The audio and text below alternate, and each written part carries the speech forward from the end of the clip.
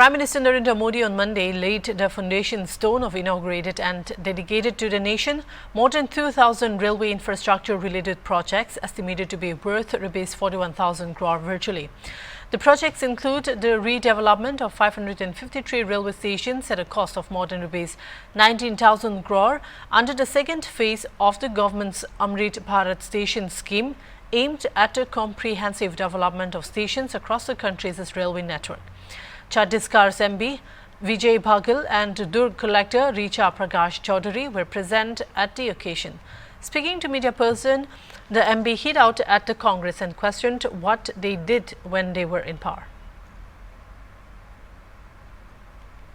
हमारे यशस्वी प्रधानमंत्री माननीय नरेंद्र मोदी जी के नेतृत्व में लगातार इन 10 सालों में देश के इंफ्रास्ट्रक्चर में, सुरक्षा व्यवस्था में, शिक्षा के क्षेत्र में, स्वास्थ्य के क्षेत्र में, हर क्षेत्र में अनेक उपलब्धियां हम सब हासिल कर रहे हैं। और उसका एक प्रमाण अभी हमें IIT मिला, EMI हॉस्पिटल मिला, सबसे बड़ा सोलर पावर का एक वहाँ पे स्टेशन का लोकार्पण हुआ चरौदा में, रेलवे क्षेत्र में।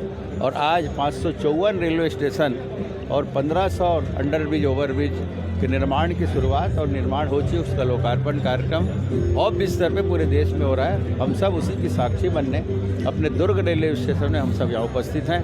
हमारे साथ माननीय विधायक यहाँ के भाई गजेंद्र यादव जी भी हैं और सभी जन यहाँ पे उपस्थित हैं। जो अपराधी है वो पकड़ा जाएगा, उसके ऊपर सख्त कार्रवाई होगी और इस तरह के कृत्य बर्दाश्त नहीं किया जाएगा। मैं कांग्रेसियों से कहना चाहूँगा कि उनके कार्यकाल में क्या क्या नहीं हुए। उनके ही संरक्षण में जब गौठान बनाए थे, गौशाला के नाम से जो गौठान के नाम से गोबर घोटाला हुआ, उसके बारे में थोड़ा जरा पिछला अपना रिकॉर्ड देख ले। और गौ माताएँ भूख से बिना पानी के, बिना चारा के जब जो गौठान में मर रही थी, तब उनके ये सब कहाँ थे।